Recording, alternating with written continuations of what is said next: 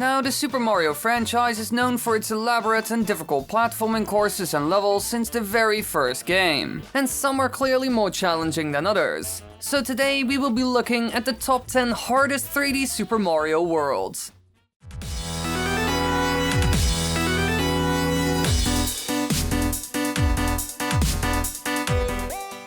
Number 10. Now, some levels can actually challenge you before you even get to the main part, like Shifting Sandland, which is a desert-based course from Super Mario 64. The course has several sand dunes, quicksand, and an ancient pyramid in the center. Klepto the Condor also circles the course and will attempt to steal the player's cap if he gets near, and without it, you take double the damage. Now, the level is structured into two pieces, the desert part where you start off, and the second section where you are trying to get to, the pyramid. This is where the difficulty starts to come in. When your objective is in the pyramid, you first have to go through the starting portion. However, that part is filled to the brim with all kinds of obstacles and traps that instantly take you out. So getting to that pyramid is extremely difficult at times, mostly because of the quicksand. And when you finally get in, you have another huge challenge ahead of you, and if you die, then you need to go all over again. This is in my opinion the biggest challenge, surviving the enemies and quicksand at the start, and getting through the difficult platforming sections in the pyramid itself. But with some focus, it's doable for sure. Number 9.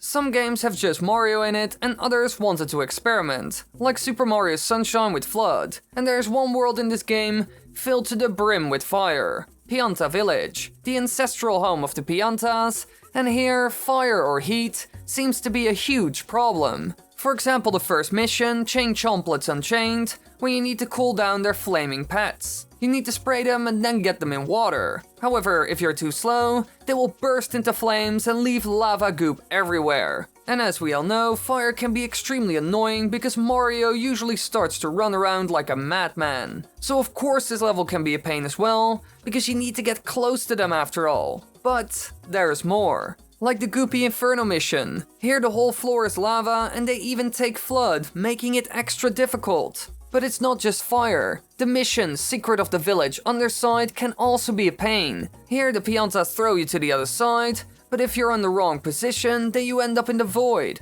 So overall, it can be a hell to get through. Number 8.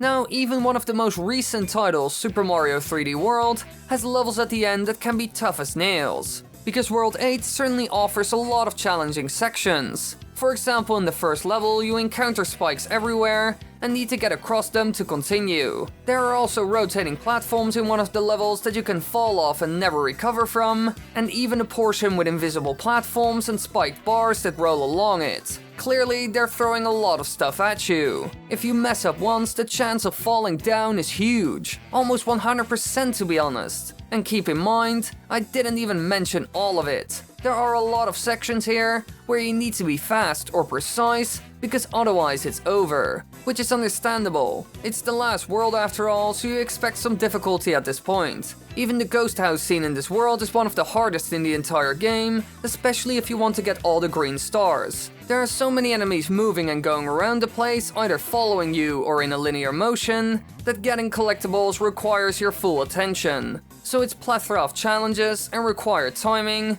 makes it hard for sure. Number 7. Now, Super Mario Galaxy also has its torture levels, and one of those is Melty Molten Galaxy. It's quite a large galaxy made completely of lava and rock, and as you could have expected, fire makes everything worse. There's lava everywhere, and the same goes for burning enemies. So basically, everything can set you on fire. There are even missions where you need to dodge meteors falling down from the sky. Besides that, this level mostly consists out of platforming sections where the punishment is falling into lava. This makes Mario run around again, which yet again puts you in danger of getting hit. So if you don't watch out or pay attention, you can end up in such a cycle quite easily and end up dead. Clearly, this huge ball of fire with more fire added can be a nightmare to deal with. Number 6. Super Mario 64 has a lot of great stages. However, they can be so incredibly difficult, and another one of those is Rainbow Ride. And there's one thing in this entire level that's the most annoying and challenging. The freaking magic carpet. Because to get to the other side, there are several magic carpets that move along rainbow rails when the player steps onto it. It moves around in a circle around a platform and through a fire jet. On this platform there's a ring of coins with an amp circling above them. The carpet will fall off its rails at 4 large spinning platforms with a Lakitu flying over them. Here, the path splits into 3 directions. The left leads to swinging platforms, forward is a large maze, and to the right is another magic carpet. However, getting to that point is in my opinion the hardest challenge of the whole level. The fire and electricity that you come across will make it really hard to stay on. So falling off the magic carpet or platform will be a normal thing, and then you need to do it all over again. Number 5. Let's look at one of the levels that isn't necessarily difficult in its challenges, but just very punishing. The Lost Kingdom from Super Mario Odyssey. This is just an island filled with strange creatures. Nothing too weird for the series compared to Dinosaur Land, for example. However, there's one huge difference. The entire place is surrounded by poisonous purple water, so if you ever fall because of your own failure, it will cost you, because the water instantly takes you out. So that's the most difficult part of this whole world. If you touch the water whatsoever, it's just over. And believe me, I have died a lot of times because of that. Jumping against the wall, bonking my head, falling in. Number 4. Now for this part, I actually want to mention 2 smaller levels seen in Super Mario Sunshine, the Sandbird and Pachinko Machine. These 2 are by far the most difficult sections in the entire game, and one of the most difficult of the entire franchise. The first is a bird made out of sand that moves and turns around while Mario collects red coins and needs to stay on it. And the other is some sort of minigame where you also need to collect coins by firing yourself using a trampoline. Both are extremely hard. The bird mostly because of the tilting that it does at some point, and the Pachinko Machine has an extremely strong set path that it forces you onto. These things can make it a huge challenge, especially the minigame can be hard to overcome. Now, I could talk hours and hours about how challenging it is. However, I think it's better to show you.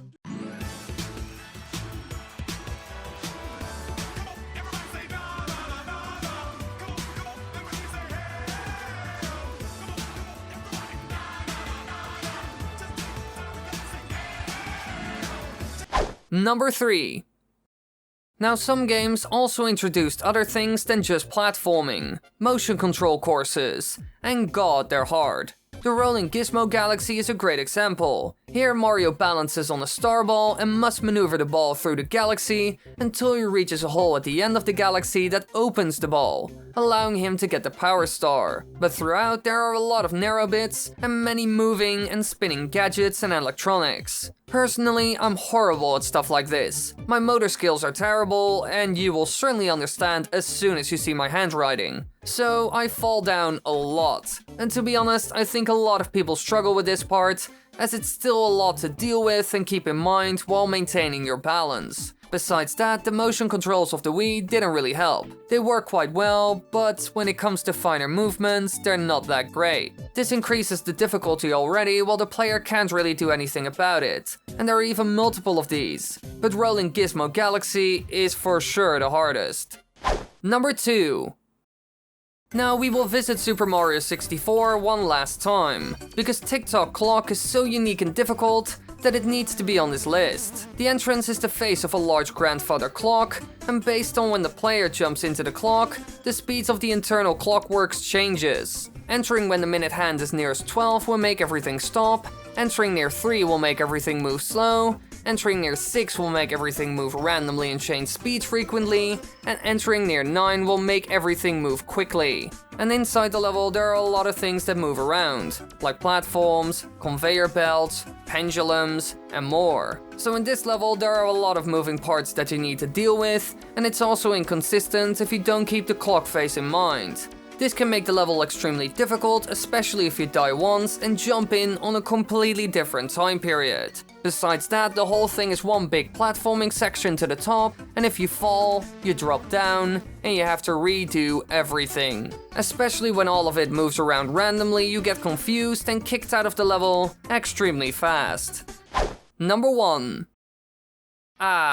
The ultimate 3D Mario level that shows mercy to no one. And surprisingly enough, it's from a recent title, the infamous Darker Side of the Moon. This kingdom is the biggest challenge found in the game, with the only power moon being found at the very end of a gauntlet of challenges based off ones previously found within the game.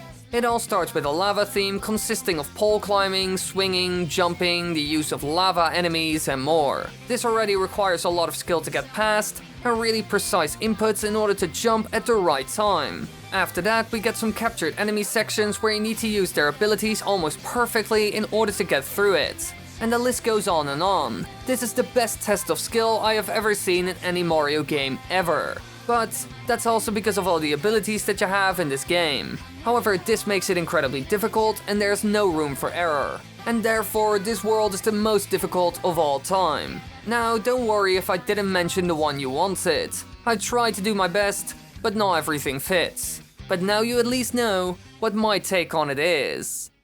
Thanks for watching, everybody. I hope you enjoyed. If you want to watch more videos, be sure to click that subscribe button and the bell button, because then you won't miss any of them. And you can also click the annotations on the screen to watch even more. Great, right?